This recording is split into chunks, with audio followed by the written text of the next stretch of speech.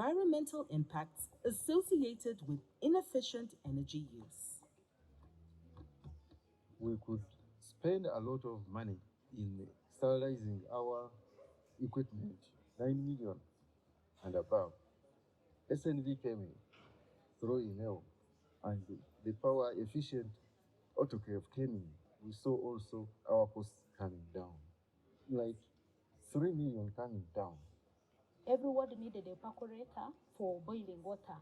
It required us to be using too much electricity. Okay, in the interest of time, as other colleagues join us, let us start. We have a glitch with technology, not a problem, we'll sort it out.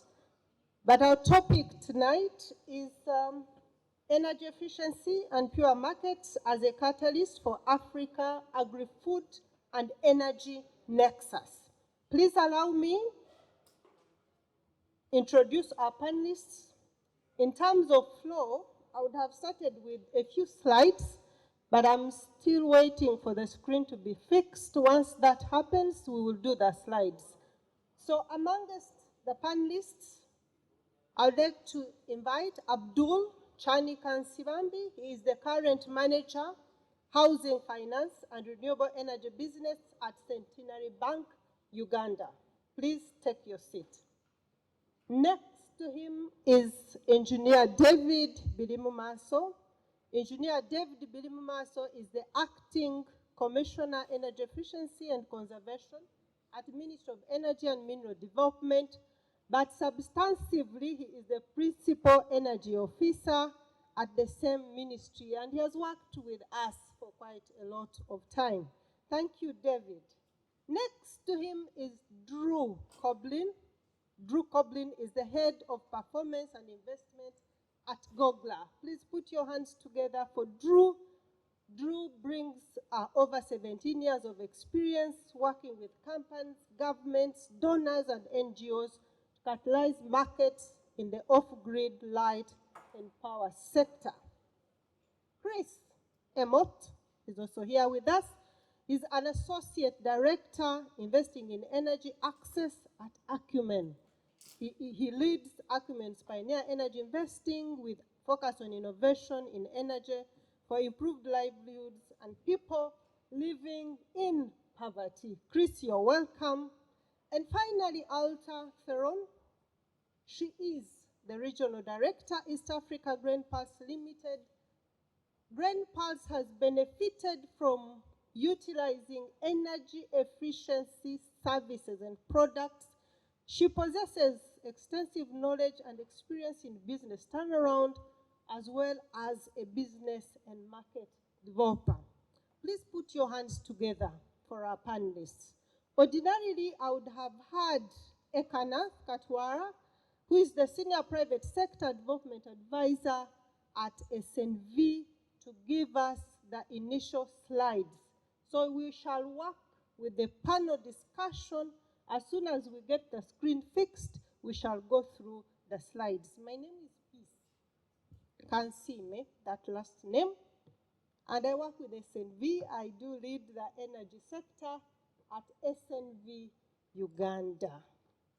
Welcome, our panelists. There are risks, there are challenges, but we also know that at Centenary Bank, you have been able to finance pure and energy investments. How is Centenary Bank currently supporting energy efficiency and pure investments, and what are the financial products available to smallholder farmers in agribusiness and the agri-food sector? Thank you. Centenary Bank is a local bank, it's a microfinance bank, and it was started maybe 40 years ago, and it's focusing on low-income earners, so especially clients in rural areas. So farmers come in handy for us. Those are our major clients, and we've been lending to them since 1999. So we don't have any problem with dealing with farmers. We have products for agriculture targeting the whole value chain. We have agricultural loan officers who can figure out the cash flows. So it comes in handy for us to handle smallholder farmers, and our approach is looking at the whole value chain. But coming to the issue of energy, as a microfinance, energy did not come in as something handy for us to finance. Basically, we are looking at giving customers working capital to buy agricultural inputs to meet operational expenses like labor, buying equipment.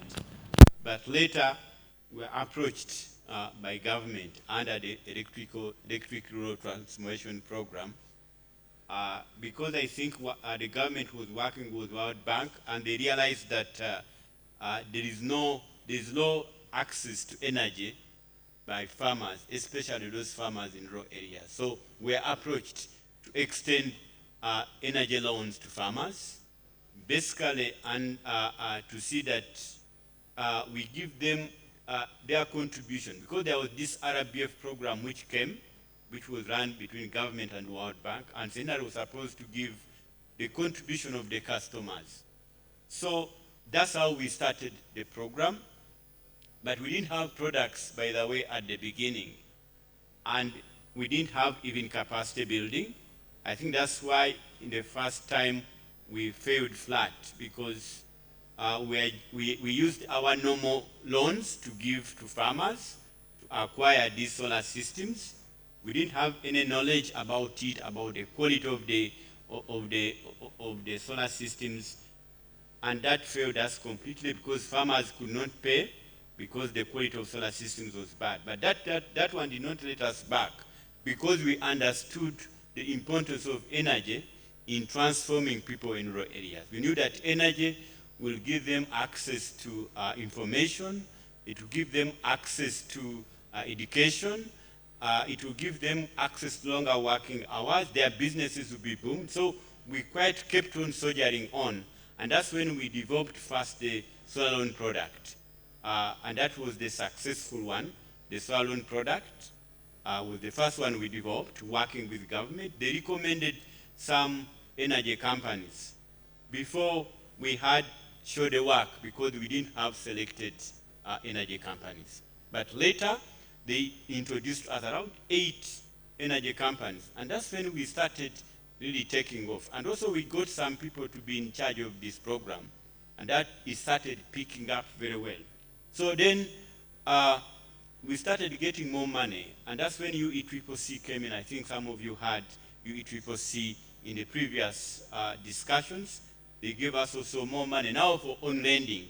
Last time we had RBF, now we got cheaper money for on lending to make these things more affordable. So we got more funds from UECCC, and also they recommended more companies. But also the other thing which came up with UECCC was that now the government was trying to increase energy access in rural areas. It was constructing power lines to rural areas, but the clients could not connect to power because the upfront cost of wiring their premises and paying to connection was hard. So after 2 years later, we developed a power connection loan, and that is, we called it electricity loan. Now, you see, we are just complementing the government efforts to increase people to increase energy access. So we developed the power connection loan. Now we had 2 products, the solar loan product and the power connection loan. And this has now evolved to a very bigger project. You've heard about the energy access scale-up project, which is now ongoing with UECCC. We are now even financing, we have what we call the green energy product, which is for clean cooking. And we know solar is part of it, which is powering clean cooking. We are looking at LPG. We are looking at improved the cook stoves. So you see now we have increased the array of products we are extending to our clients. And now recently we developed also a wash loan product. So as a bank, we are trying to develop what we call the green loans. But also we have an inside push from the market and from our partners, because now all where we are going, people are asking for ESG, in environment and social governance. So every institution now is trying to increase its investment in the environment, in social and governance. So we have now an inner push within the institution. We have got targets, we have got support from the management now. So that's why you see now we are having a lot of push. We are even promoting these products. Last year, I had David here with us when we did the Energy Finance Forum, trying to showcase what products we have. So that's the kind of push now we have in Centenary Bank. Thank you.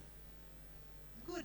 I wish we had more banks to copy what Centenary Bank is doing, especially the inner push. Banks, by the way, they don't push.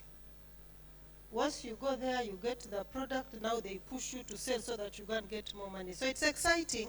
But beyond that, I hear addressing affordability, I hear product offering, diversification, I hear partnerships. So those are very strong points that are coming in from a bank, an indigenous bank. Thank you very much, Abdul. Alta, you bring in a different aspect to all this. You one of those that have benefited from energy efficiency products and services. I don't know if you have a loan. Don't tell me if you have it or not. But I want to understand how you were able to get this support from wherever you got it. You got it from us, don't worry. But my question to you tonight is, can you share Grainpulse's experience in adapting energy efficiency solutions and the impact that this has had on the company and the smallholder farmers? Thanks. So coming in from the demand side. So on Grainpulse, I think it's first important to just explain who Grainpulse is. Grainpulse is an agro-solution provider in Uganda. I always tell my team, if you talk about the solution provider, that's a big statement to make. But we believe, as a company, we work throughout the value chain with the farmers, both commercial as well as smaller farmers. We start the journey supplying the farmer crop-specific fertilizer solution. We then support the farmer on extension work. And if we do our job well, the farmer will have excess crop that we then buy back. We buy back coffee, we buy back maize, barley, sorghum, beans. What we then do is the coffee we process and export. The barley and the sorghum is what we supply to one of the local breweries. And then also with the maize we use in our value addition products. Basically our maize milling, GMO brand that we've got for human consumption. And then we also got our animal feed plant. So our journey started with SNV when we commissioned our animal feed plant. We had a biomass facility there. And the facility was designed mainly just to be utilized for our animal feed plant. So we were running it at very low capacities. I think it's a challenge throughout Uganda. We all invest in all these factories, but we're lucky if we run it at 40–50% capacity. So when we started engaging a little bit, we started and we were challenged, and we really appreciate the support that we got from SNV bringing in the energy experts. Because when they came to our plant, we started looking at our grain facility, where we basically receive now the barley, the sorghum, the maize. And then one of our biggest expenses after the salaries is energy cost. So what we've got there, we've got a plant, we've got a big dryer. So in season, every day I need to order 20,000 liters of diesel to dry the maize, barley and sorghum to go into the silo. And then also on our milling side, we also have a milling plant there. We've got a very good, if you go there, you'll be very impressed with the facility, but it wasn't run cost effectively. So looking at this and with the support, the first initiative that we took, especially after COVID, we all know what happened with fuel prices, was that we extended our steam line of our biomass plant to go to our dryer. So we were able to do 100% substitution of diesel to our biomass products. And from a cost perspective, that meant for us that we were able to reduce our drying cost from $18 to $2 per ton. Then if we look at our milling, and I will come to it doesn't maybe sound huge, but if you're in the agribusiness, margins are very tight. So that's a significant saving for our business. On the maize mill side, we really re-looked at all our equipment, and we were able, with the support that we got, to actually optimize our equipment. So we first doubled our capacity, and we were able, with the new equipment that we brought in place, to reduce our power consumption from 145 kilowatt to 80 kilowatts per ton. And in money terms, that means we reduced our cost from $21 per ton to $12 per ton. So in our business, one of the big challenges, if you're in agro business, is that we are competing with the informal markets. And what was very important for us as a business, and that was a ripple effect that we only realized after seeing what savings actually is coming to the table, is that we can now be more competitive in the market. So as a business, we made a decision to go and position our products at a cheaper price, so that we can actually, through our hubs that's throughout all the communities, we can give a product available for the communities that is of high quality, aflatoxin free. Now, so that's from a business perspective. If we then look at one of our key stakeholders, the smaller farmer, what was very important for us, as I mentioned, we source maize. Now, one of the big challenges in sourcing maize, and what we had to try to find a solution towards, was 40 to 60% of all the trucks that arrived at our facility was rejected because of the poor quality of the maize, due to the post-harvesting activities that is not managed properly by the farmers. Now, we know there's a lot of programs. We also got an extension team of more than 200 people really working with the farmer to train them. But that's going to take time. It's not a short-term solution. And what we experience as a business is that we did not have enough product, or we could not source enough product to actually run our facilities. So what we basically did is that we started sourcing maize on the COP, and that we as a business started taking responsibility for threshing and drying. And if you start sourcing 10, 20,000 tons of maize, there's a lot of COPs that is suddenly at your facility that you need to find a place for. And that is again where the biomass facility helped us to actually now help the farmer to reduce post-harvesting costs, but also helped us as a business to the COPs that we're sourcing, where we can get now good quality maize. Just to put it in perspective, the trucks that was rejected, we talk about aflatoxin levels 60 to 120 parts per billion. Where we bought the maize on the COP, it's 5 parts per billion. And that is coming to the point, which is for me personally, being a mom, probably one of the most important factors is that truck that I rejected at Grainpulse, or the team rejected at Grainpulse, went around the corner, and that product was used by informal millers. And that is what our community and our children are eating. So for us, with the energy saving, and that was never our intention, I never thought about the ripple effect of the saving, was that we can help to make sure in all the communities throughout Uganda, we can improve high quality food security for people.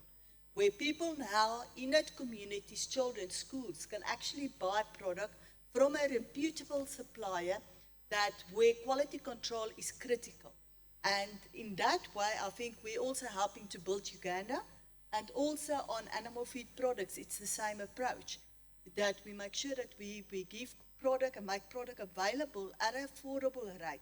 So when a mom needs to make a decision where she can buy product for children, she can actually go to a reputable supplier and get the product. A long but beautiful story. At Grainpulse, you're going to get quality maize, you're going to get quality products, but at the same price, courtesy of using energy in a more efficient way. So the call out there is, how can we then all embrace energy efficiency as a catalyst for the PUE in our energy nexus? David, you haven't talked, and we know and we have heard and we have seen. I'm actually surprised Drew didn't mention this, no, as one of the risks or issues that we have. Everywhere you go, in all the meetings that we have, you consistently hear about challenges of regulation, partnership, financing, and cost in adopting energy efficiency technologies. Please paint a picture for us why these are genuine challenges in adoption, and how is the government addressing these particular challenges. If you listened in the previous sessions, these were all mentioned: awareness, regulations, policy, government, partnerships. But now let's hear from you, having worked with us and having worked from the ministry for a long time, why these are really genuine issues and what is the government doing about that. Thank you. Thank you. A very good evening to all of you. When you hear the word challenges, sometimes it scares. But as the ministry, our goal is to ensure that we enable the environment which is fit to deliver services to all energy consumers. And we have a goal of universal energy access by 2030. When you look at our energy policy, which was approved in 2023, I want to trust that everybody here has at least gotten a chance to look at our energy policy. When you talk about energy efficiency and renewable energy, we are talking about technologies which are actually, in most cases, unique in nature, yet they bring a lot of benefits to the energy users. I usually say that the cheapest energy available to everyone is energy that is saved, because that is all you can do to ensure that you save on the cost. And in our energy policy, we bring out the key issues affecting adoption of energy efficiency. We bring out the key issues affecting the adoption of renewable energy, and we have tried to highlight a roadmap for ensuring that there is an enabling environment for increased adoption. Many speakers, including our speakers today, have talked about the challenge of inadequate financing mechanisms available for energy efficiency and renewable energy. But also we've received hope, like from the previous speaker, Centenary Bank, that there are actually products currently. And that has been our role as government to ensure that financial sector understands the role energy efficiency and renewable energy technologies play in advancing or enabling energy access and enabling economic development, because we do all for the purpose of economic growth and development. The challenge of awareness. When I joined the ministry in 2012, I joined at a time when we were promoting what people used to call energy savers. And why we came up with that program, we realized that the use of incandescent bulbs was taking a big chunk of electricity. So the demand on the electricity grid was growing consistently because we were using highly inefficient products. And one of the ways we used to preach the importance of energy efficiency was by giving out bulbs. We just gave out a few. And by explaining to energy consumers the benefits of reducing on the energy consumption, I can tell you the market understood. And within a couple of years, like 2 years, you could go on market and you could hardly find an incandescent bulb. And we did the same when we were, again, reducing the demand further by introducing LED. And I doubt currently if you can go on market today and you find an incandescent bulb, except if it is for a special purpose. So we do awareness creation through demonstrations, media campaigns, as well as product demonstrations and support. The other challenge I've had was the inadequate policy and regulatory framework. And I can, again, give you confidence that government, through the ministry, we are still not sleeping. We have the Electricity Act, but also we have the Energy Efficiency and Conservation Bill in pipeline, which is now being, which is undergoing scrutiny through Parliament. It is at public hearing level.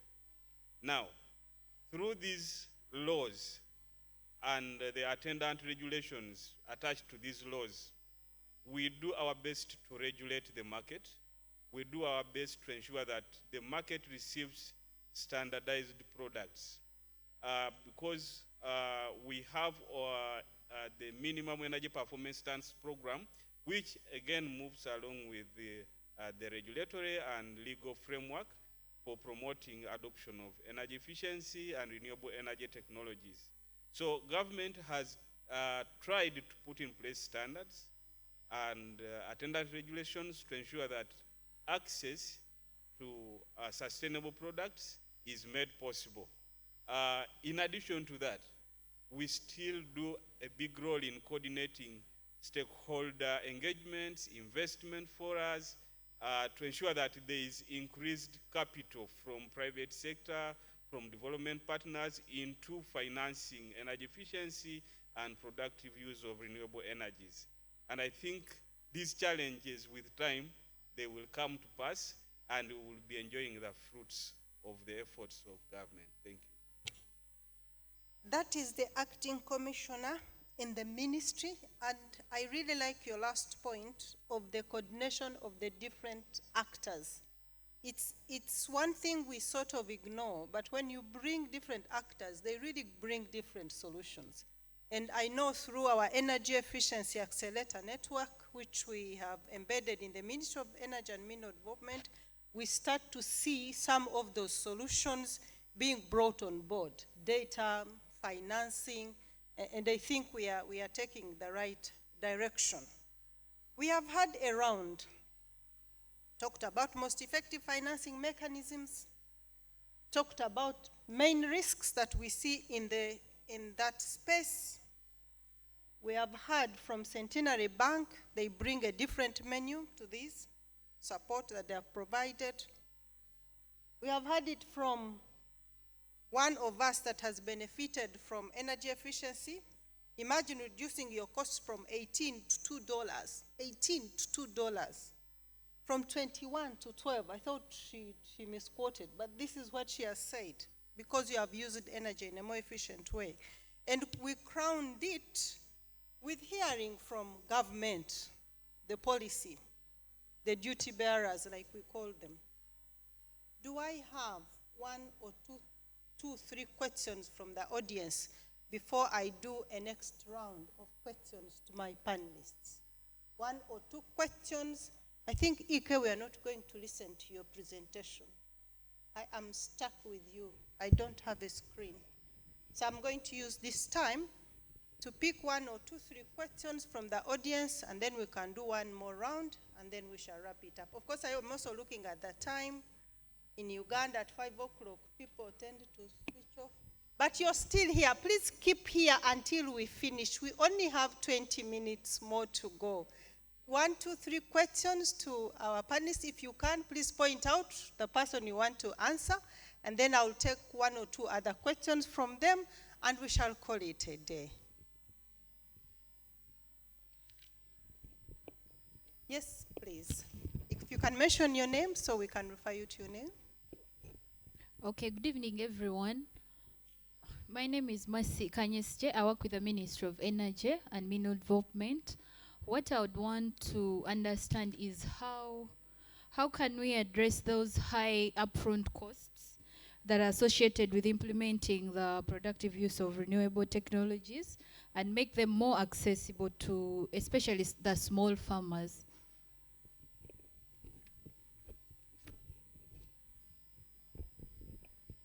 Thank you. Another question? And I'll take two. Oh, that's good. Acumen, do you want to take on that? Yeah, I can try and answer that. So, so this is one of the big problems is high upfront costs. You've got like, $1,000 pump for a smallholder farmer who's earning $3 a day, and that's only in the harvest season. And so that's a really big challenge. We have got, there's a few examples out there of people trying to do different types of approaches. In East Africa, the most common approach we've seen is around doing asset financing, so pay-as-you-go financing, whether that's through working with an MFI or a bank like Centenary and getting a loan from that. But often the smallholder farmers that we're trying to reach don't have access to those types of financial services, and so companies actually often have to do that themselves. So you're a company trying to sell irrigation, and you're actually having to provide your financing yourself as well. That's definitely a role for that, and we've seen it work quite well in certain different segments. It's tricky for farmers though when you've got very variable seasonal income, and so yeah, that one is a challenge which I think is not the perfect solution for all of the different customer segments. The second one, which personally I think is more exciting, is around service models, and there's different approaches that from with irrigation, selling water by the liter, and so you're selling it as you use it. That in some sectors, in some markets, we see that works really well because people are used to buying fuel for diesel pumps. So we just invested in India in a company that's replacing diesel, and they're selling it by the liter, and so you're directly substituting a cost which people are already used to managing, and they can actually then share one asset, one pump across many different farmers. So they're servicing about 10 or so farmers with a single pump. We're also doing some work on that in northern Nigeria, but it really relies on places where people already have using something like a diesel pump. The third area is where you actually take the asset, you don't provide the asset ownership to a farmer directly, but you just use it within your own supply chain to still benefit the farmer. And the story we had from Grainpulse is a great example of how that can really work. It's a really impressive impact there. We've also got another investee who does cold chain infrastructure within Kenya, and they're leveraging that infrastructure to enable them to offer a higher price for farmers for buying their avocados, because they can ensure that they can sell that avocado at a higher price because it's maintained its quality by having that cold chain infrastructure. So their PUE is really unlocking a benefit for those smallholder farmers, but the farmer may never know that cold room even exists. And they don't need to know necessarily, as long as they're getting a good price for their avocados. So yeah, those are kind of three different examples. Thank you very much. It's unfortunate EK was not able to present, but one of when you talk about financing models, if he had the chance to share the ESCO model that we worked with, and Alta can actually speak to that. You have someone financing you fully, and then you continue doing your business as you pay off from the savings that you're making from using energy in a more efficient way. We have two great examples that we wanted to share with you, where we have seen this work and work effectively. So that was the third one that I wanted to add on. Alta, you want to speak into that? No, you will not. Do I have one more question? And I'll take another round here, and I will call it a day. I see very tired faces. Yes, no, okay.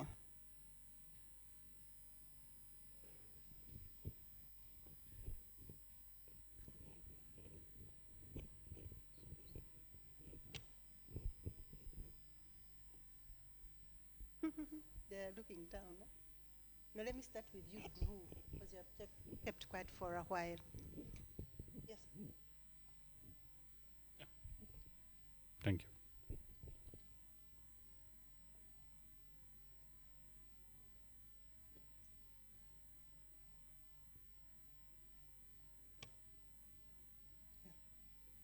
Please don't leave. There's a very good announcement here around reception. So I'll do that at the very last end, so you wait to hear it. Okay. Drew, I started with you, and it based on your experience based on the research. Recently, you published a paper.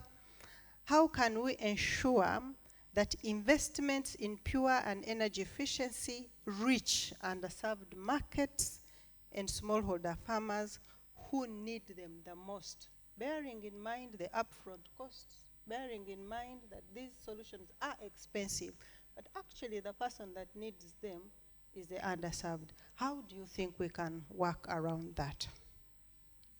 I have a question on that matter. Here. No, on the matter you just raised, I have a question or more. Since we as manufacturers do everything to develop new products who can improve a lot the productive use for farmers, for small communities, yeah. And we are very happy that the standards now being stringent, more stringent by the ministries for quality products. The only thing, and then we're talking about upfront cost. What is hindering us is the new products we develop, yeah, are not seen as solar products. So when we bring them in country, we are hit with enormous tariffs because we bring a little bit more than just a solar panel.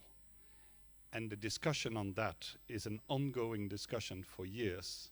We develop big cool rooms and so on and so on and so on.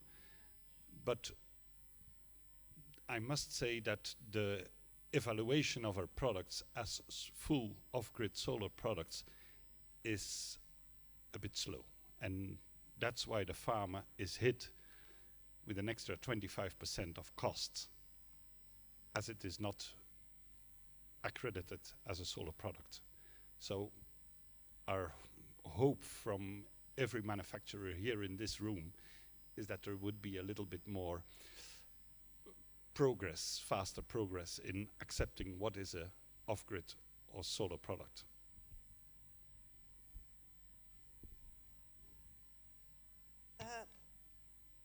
David, would you like to speak into that? Just 2 statements around that, please.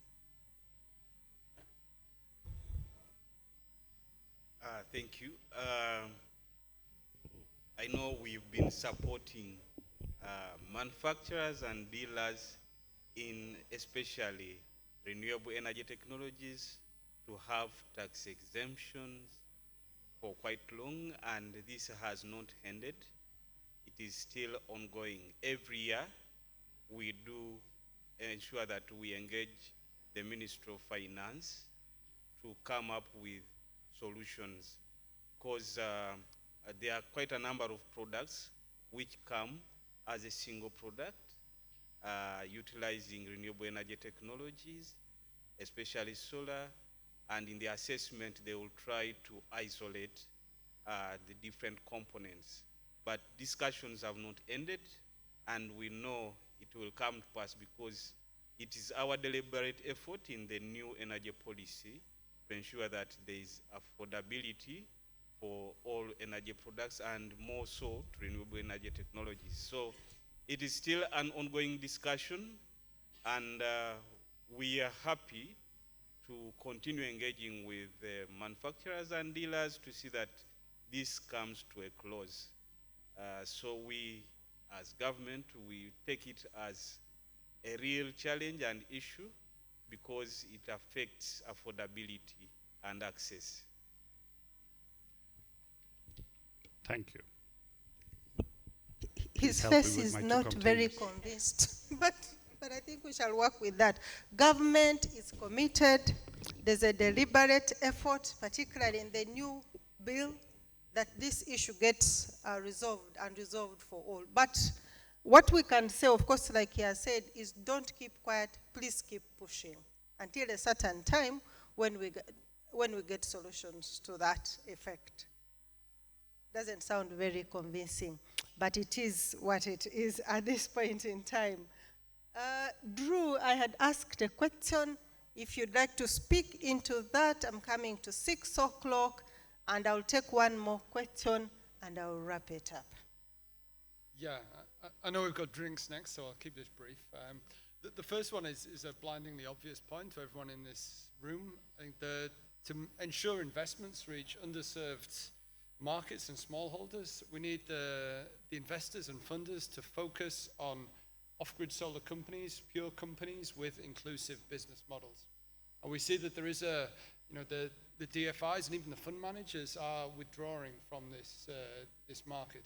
We've seen a downturn in investment and folks moving towards the C&I and the more commercial market. So we really need to double down on this investment on these inclusive models that, yes, are more risky, but certainly are more impactful and have got huge potential.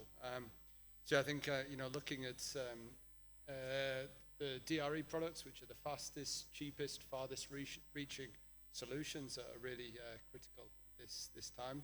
And then figuring out the business models that are inclusive of smallholders. I think I'll also make a call out to female, to companies that are particularly good at reaching female customers as well. Clearly in rural economies and the food ag value chains, women make up a huge proportion of people that are economically active there, and they have unique barriers to participation in this market and need tailored solutions.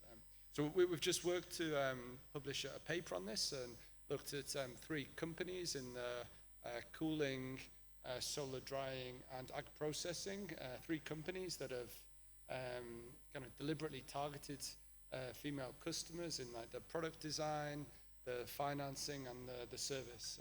One of which is Urja, Acumen investee, and I think they found with their solar dryer they had some eligibility requirements for their pay-per-use plan, and one of them was that the user must have land ownership.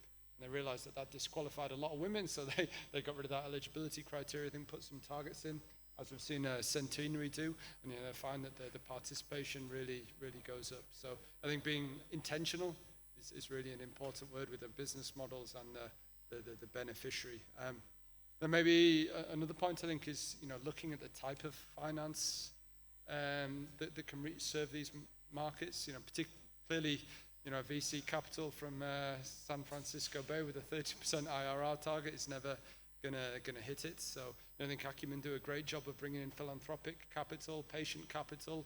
We heard Triple Jump with their CEI Africa fund has got blends as well. So I think looking at ways to get that concessional capital into the market is really necessary to meet the kind of risk-return profile of rural off-grid populations. Alta, I want to end it with you because your story is more positive. Can I just add something small on his question? He sounded or seemed to be uncomfortable, but I will encourage him to go on your website and download the guide on tax incentives. You'll find a very long list of renewable energy technologies that are exempted from tax since July 2023 up to now.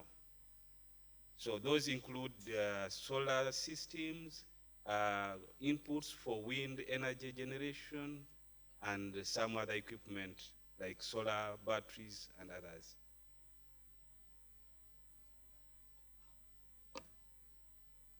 Thank you, David. And I hope we get a solution to this because it keeps coming up. We say, ABCD is exempted, but when you go to URA, you're still slumped with huge bills of taxes, and the story keeps on and on. But at least we have David who is committing, and you can still approach him, after this. You find him at the ministry and walk to him and speak to him, and you say, I saw you in Munyonyo, and this is what you said. Alta, there are a number of companies that would want to do what you have done, that would want to reduce their costs from 18 to 2. What advice would you give to those agribusinesses that are considering investing in pure and energy efficiency solutions? So my advice will be, firstly, we underestimated the benefits we're going to get from energy. Like any business, we've got a list of CAPEX items. We all do our normal cost-benefit analysis. But I think when you talk and when you think about energy, it's very important to get the right technical team around. Energy experts, that they can help your team. And when you do your cost-benefit analysis, that you really not only focusing on the return of the CAPEX investment, but you also look at the full commercial impact it can have on your business. Also, what I really appreciated with the team that SNV put on board is they really worked with my maintenance and operational teams. We got a buy-in from the team on the floor. They were all involved in the implementation of the process. They own it. So there was a huge skill transfer that opened the eyes of the team that I've got, that we're currently also looking at the other plants to see what we can do. And then lastly, especially working in an African country like Uganda, whenever you do an implementation plan, there's always delays on getting the equipment, there's always delays on or overrun on expenses. So it's very, very important to have a realistic implementation plan. I know we had several emails where you guys ask, when is the equipment arriving? It's on the way, it's there, you know. We're waiting for Europe to wake up because the sense of urgency is not always there. So I think for us as a business, it was a great opportunity. The benefits really is still happening every day. I think also what is important is to monitor the effect of the implementation, because it also keeps your team focused to make sure that we actually secure the benefits that a project like this should bring. Thank you very much. You have heard it from her. Grow. What trends are emerging in the global investment landscape that could impact pure and energy efficiency markets in Africa over the next 5 years? I want to look at the bigger picture and close it in there.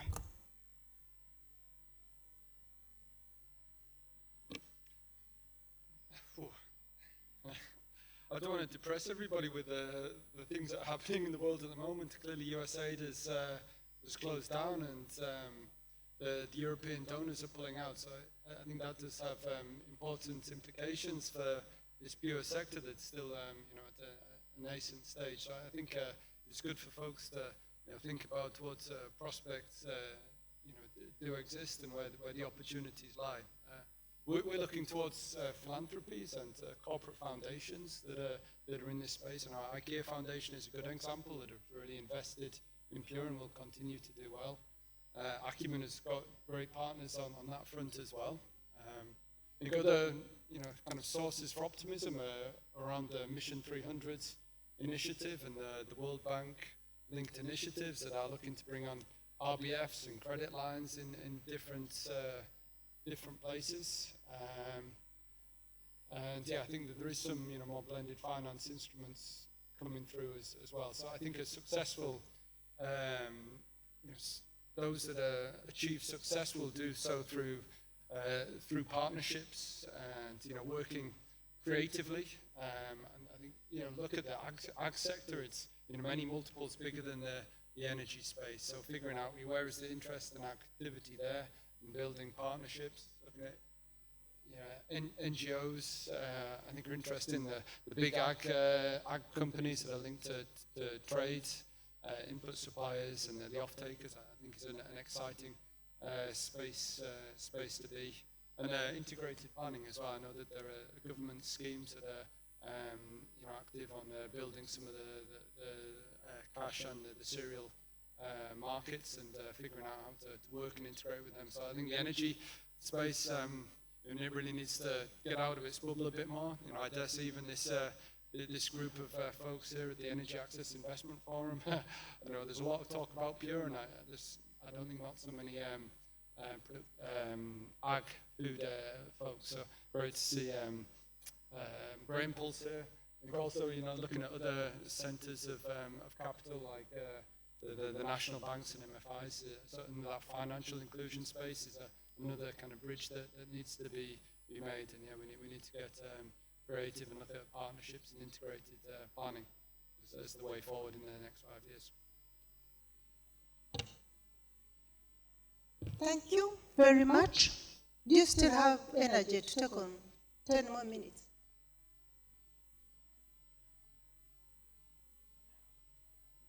Oh, I had one more interesting question.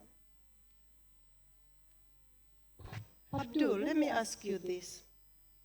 There's a lot of money at banks, but we don't get it. From your experience, what are the key challenges that financial institutions face when designing financial products for smallholder farmers and agribusinesses seeking to adopt pure solutions? Just outline them. 1, 2, 3, 4. You're seated with a lot of money at Centenary Bank, and the smallholder farmers need this money. Where is the missing link? Yeah, I think that's now becoming history. Because remember in the previous discussions I've had in such fora, I've been saying that uptake of these funds is low. We've been receiving funds in the bank and you find you can't dispense those funds. But that was due to a number of issues like capacity, like products. I talked about product development. We didn't have specific products for energy. Also, our staff lacked capacity. We are doing a lot of training of our staff to dispense these products. Now, these products are available in all our branches. We are, like I told you about targets, we are giving our credit officers to give these products. So we are seeing that because of the capacity growing, we are giving out more money than before. Even the energy service companies are increasing. Recently, UECCC recommended around 87 companies, ESCOs to us under their RBF program, which we have taken on and we have saturated them to our branches. And that shows that, and these are almost in all parts of the country, which was not there before. We've seen also the technology improving a lot. Right now, as I talk, Centenary, one of our strategies to reduce our carbon print is installing solar in all our branches. And we have so far done 6 branches. And when you go to these branches, you hear real testimony. People are still starting to believe in solar. Because before people thought these things don't work. Even within financial institutions, you could tell somebody that solar could run a factory, you would not believe it. So, but we are seeing now that there's a lot of belief in these solutions. But not only that, that we are seeing, of course, the power problem in Uganda, the transition from UMEME to UDCL, from MEME to light, is also not very, very smooth. Power blackouts are so much. So people now are resorting to hybrids for power. So you find that energy efficiency is picking up. Even we are the first bank to sign up with UECCC under the Electricity Access Scale-Up project. They gave us 10 billion last year. We're done with it, and we have requested 15 billion again. So that shows that the uptake is increasing, the awareness is increasing, the technology is good, the energy service companies are increasing. In fact, the future is good. And here I think that the sustainability bit is when we look at the benefits, like how she said you can cut down your energy costs. Now, even without a subsidy, a businessman will buy that solution because they are reducing on the costs of the energy. And the savings would pay the loan. That's how we want to structure our facilities. So I see the problem is reducing. Even now we have more banks who are giving loans for energy. Because of the ESG agenda which is going on, climate change financing is becoming a key issue. So we will see even more like banks committing their own money financing these solutions. Yes, thank you. Thank you. Any clarification from my audience? Feedback? Question? If not, please allow me thank my powerful panel for taking the time, for speaking with us, for giving us solutions, for giving us hope from the government of Uganda, and for hearing very good testimonies from the user of energy efficiency technology and from the banking institution to hear that now the problem is reducing or it has been solved. Put your hands together for our panel, please. And with that, we come to the end of our session. We shall walk down and take a picture, but reception drinks are at Upper Peace Hub. It's not my hub. It's near the lake, and it starts immediately after the session. Thank you so much. I remain peace, and I work with SNV.